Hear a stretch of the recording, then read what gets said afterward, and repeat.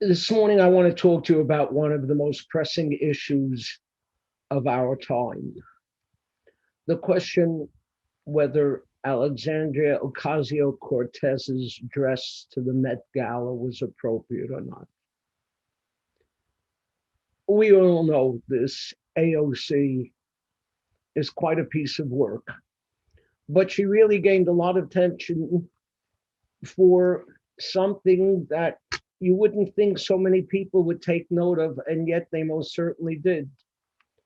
A couple of weeks ago, she showed up to the social event of the year, the Met Gala, $30,000 a ticket. And she was dressed in a white dress on which splashed on the back were the words, tax the rich. Surprising that she did it at such an expensive affair, but needless to say, everyone had something to say about it. Some good, most bad. Not surprisingly, Donald Trump Jr. didn't think it was appropriate. All right, that we can understand. But Jonah Goldberg, a right wing, semi right wing commentator, thought it was inappropriate.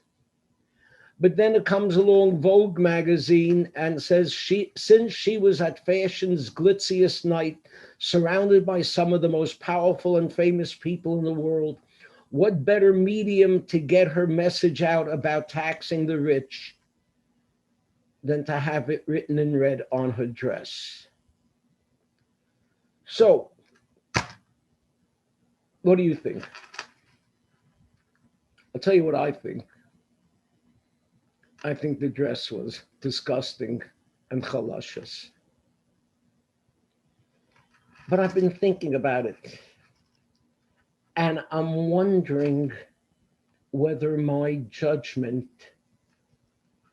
is really fair. And I'll tell you why I asked that question.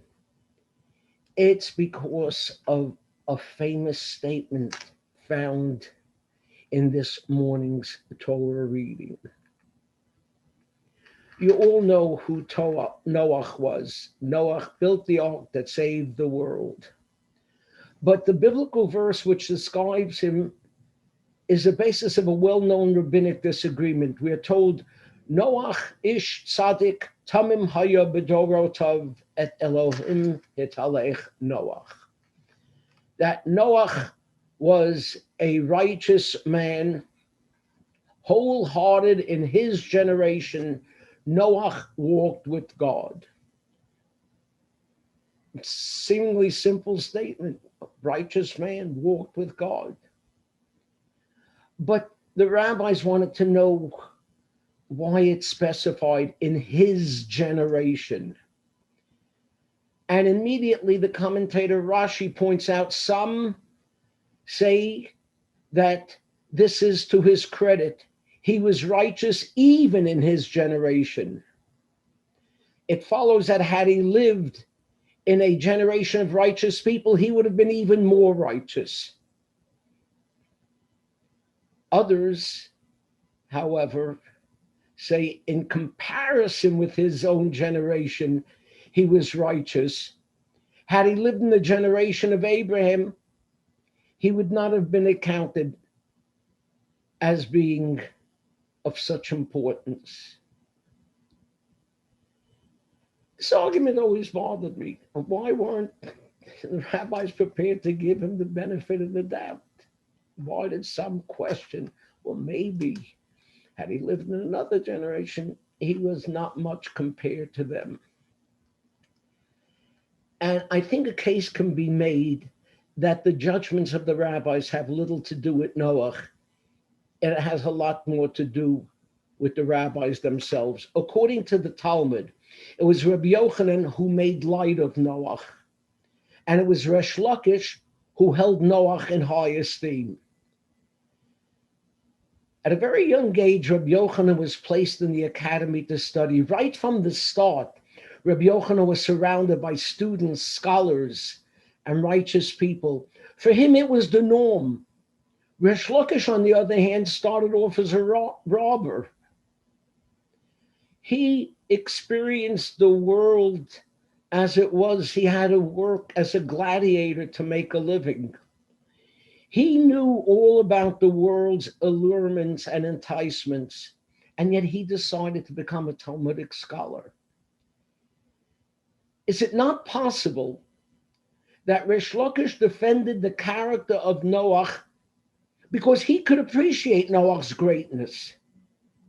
He could understand the challenge that Noach faced in living in a sinful world and still remain loyal and steadfast in his righteousness.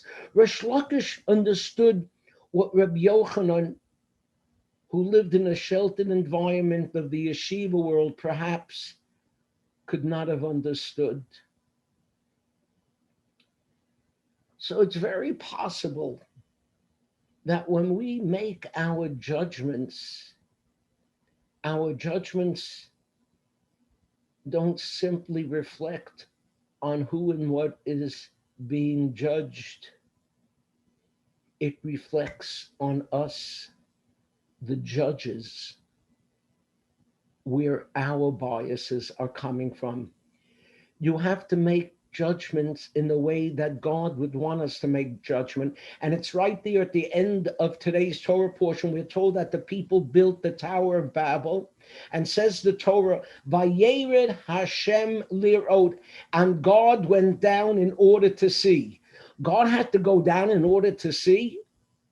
What does that mean? And Rashi writes, this comes in order to teach a lesson to all judges. Whenever you make a judgment, you have to come down from your own bias, your own perspective, your own preconceived notions, and look clearly at the situation as objectively as possible.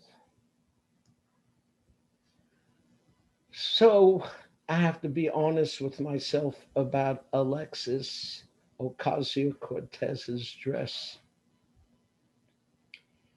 It's very possible that I'm biased, not against the dress, but against her. She who considers Israel a white supremacist colonial enterprise. She who thinks of Israel as oppressing a non-white indigenous people.